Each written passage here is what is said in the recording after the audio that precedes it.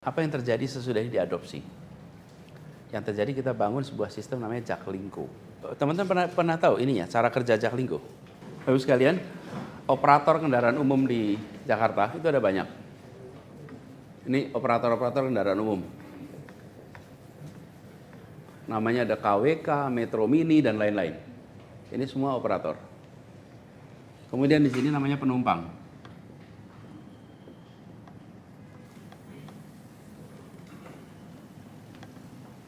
Mereka bertransaksi. Terus kami di sini, pemerintah, itu membuat regulasi yang mengatur agar transaksi ini terjadi. Oke? Kami juga buat regulasi tentang rutenya dan lain-lain. Tapi transaksinya antar ini. Anda bayar kepada operator. Lalu saya sampaikan, ini masalahnya bukan nggak ada public transport. Di Jakarta tuh ada public transport tapi tidak integrasi. Jadi kata kuncinya adalah integrasi. Jadi ini harus satu kesatuan. Supaya rutenya terintegrasi, payment sistemnya terintegrasi, manajemennya terintegrasi. Jadi operator-operator itu saya undang ke Balai Kota. Itu sekitar Februari 2018. Itu ya kalau boleh saya ceritakan pertemuan paling panas yang pernah saya ikutin. Panas betul. Kalau kemarin nggak panas, nggak ada panas-panasnya. Panas betul. Seruangan itu adalah para operator, para pemilik, para manajemen, dan sebagian ibu-ibu. Ibu-ibunya luar biasa bersemangat. Jadi sangat outspoken. Dan mereka poinnya dua. Satu, Anda tidak fair. Pemerintah itu regulator dan market player. Anda regulator dan Anda punya perusahaan namanya TJ. Oke, terus Anda bikin aturan yang menguntungkan Anda. Kami semua menderita gitu. Oke, very clear.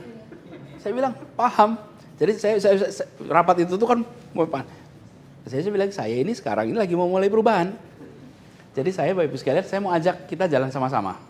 Tapi nomor satu, saya terima kasih Anda sudah membantu memberikan public transport. Terima kasih. Dan terus mereka bilang apa? Pertama kali ada yang bilang terima kasih sama kami katanya. Kami ini nggak berani terima kasih sama negara. Terus dan itu pertemuan pertama dengan gubernur. Kemudian yang kedua, kami akan bangun sebuah sistem, kami akan ajak Anda untuk bergabung. Sistemnya seperti ini. Nah, saya jelaskan. Ini operator semuanya, Anda kan transaksi nih. Sekarang kami mau ubah. Anda tidak usah lagi bertransaksi dengan warga, tapi bertransaksi dengan kami. Oke? Kami akan bayar jasa Anda per kilometer. Penumpangnya berapapun dibayar per kilometer. Jadi Anda nggak usah khawatir. Tapi Anda harus bergabung dalam satu sistem nih.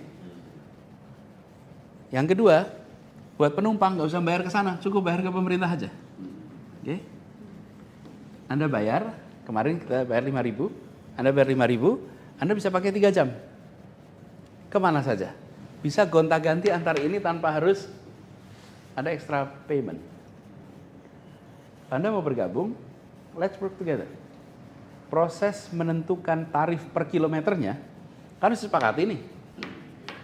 Ada microbus, ada medium bus, ada large bus, itu 6 bulan 88 kali pertemuan. Sabar sekali. Dan dunia nggak tahu kalau itu terjadi. Itu belakang layar. Sampai akhirnya ketemu berapa unit cost per kilometer.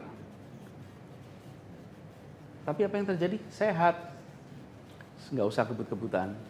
Nggak usah ngejar setoran. Kemudian tenang, tidak ada lagi rute basah dan rute kering. Tidak ada lagi jalur yang orangnya dipindah di tengah jalan. Ingat ya. Dan kemudian mereka punya kontrak dengan pemerintah. Coba cari kalau masih ada Metro Mini Jakarta sekarang. Apa yang terjadi? Mereka punya kontrak ke pemerintah. Perusahaannya ganti armadanya. Tanpa harus kami perintahkan, ganti. Mereka juga kepengen ganti kok selama ini. Cuman uangnya nggak ada. Karena itulah kenapa kampas remnya bermasalah, kampas koplingnya bermasalah. Karena revenue dari sini nggak cukup. Ini dihitung beneran nih biayanya. Ekosistem public transport kita jadi sehat. Very healthy. Jadi kita bukan begini loh caranya. Kalau yang saya jangan kemudian Transjakarta digedein semua dimatikan. Jangan, ini dihidupkan. Justru sekarang mereka merasa sekarang kami bisa berusaha dengan baik, pemerintah membeli jasa kami. Ekosistem itu nggak mati, tapi dibuat sehat. Biayanya, nah di sini ada selisihnya nih. Delta ini, kalau bisa dibilang itu yang ngambil siapa? Yang ngambil pemerintah. Biaya di sini misalnya alfa, di sini beta, kemudian terjadi kan? Ada kenyataan ini. Kenyataannya begini nih. Siapa yang absorb? Yang absorb adalah subsidi dari pemerintah. Kenapa? Karena biaya yang harus dikeluarkan lebih besar daripada yang kita terima dari masyarakat.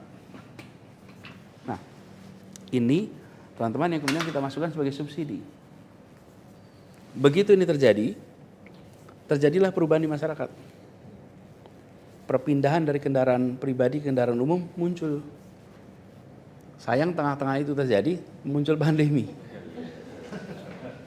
Ya kan pandemi orang nggak naik kendaraan umum gitu. Coba lihat datanya Pak. Jadi ini Jaklingko itu yang menurut saya menarik tuh grafik yang kanan aja guys, gedein yang kanan. Yang kanan, daily ridership. Nah itu dia.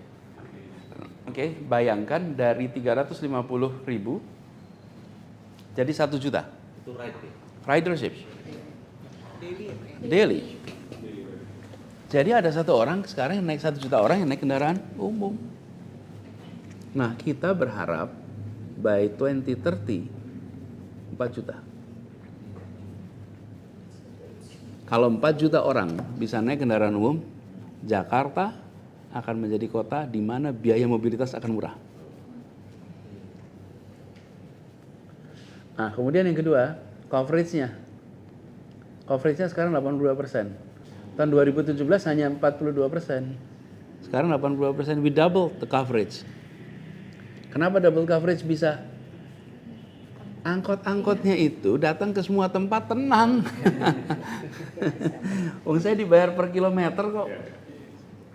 Di seluruh dunia kalau kendaraan umum itu cost-nya dihitungnya per kilometer, bukan per penumpang. Kalau enggak pada balapan.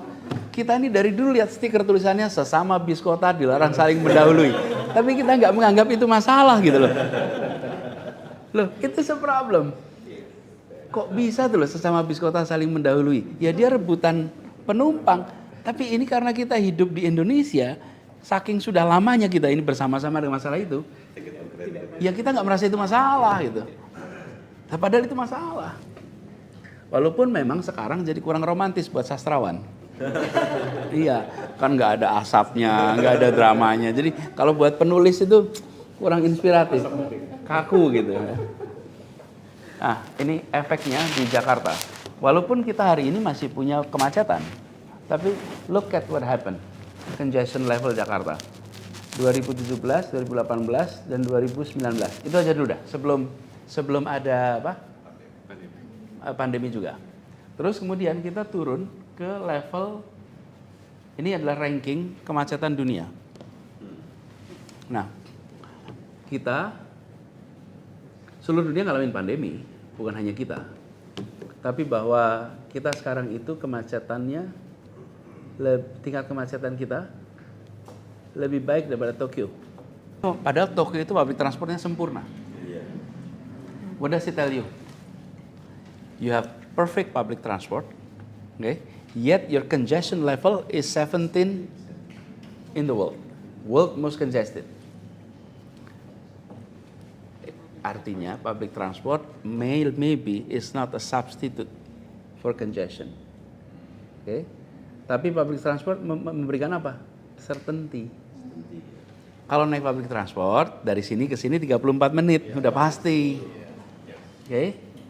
Jadi yang diberikan public transport adalah certainty. Sebuah kota bisnis yang modern yang diperlukan adalah facility that provide you certainty. Kenapa? Ya kalau congestion itu tergantung jumlah mobil dan panjang jalan, bukan soal ada public transport dan tidak. Has nothing to do. It's a simple logic. Nah, maksud saya policy makers nggak boleh bertindak seperti private entity. Policy maker itu harus bertindaknya dengan membayangkan skalanya skala kolektif, bukan skala pribadi. Ini electric bus kita lakukan. Oke, akibat itu semua, alhamdulillah Jakarta was awarded Sustainable Public Transport. Sustainable Transport itu tidak mengatakan bahwa Jakarta is the best, bukan. Cuman Jakarta tuh deltanya terbesar. Antara dulu dan sekarang, Jakarta itu delta terbesar sedunia. We should be proud of. Especially your paper is carrying Jakarta names.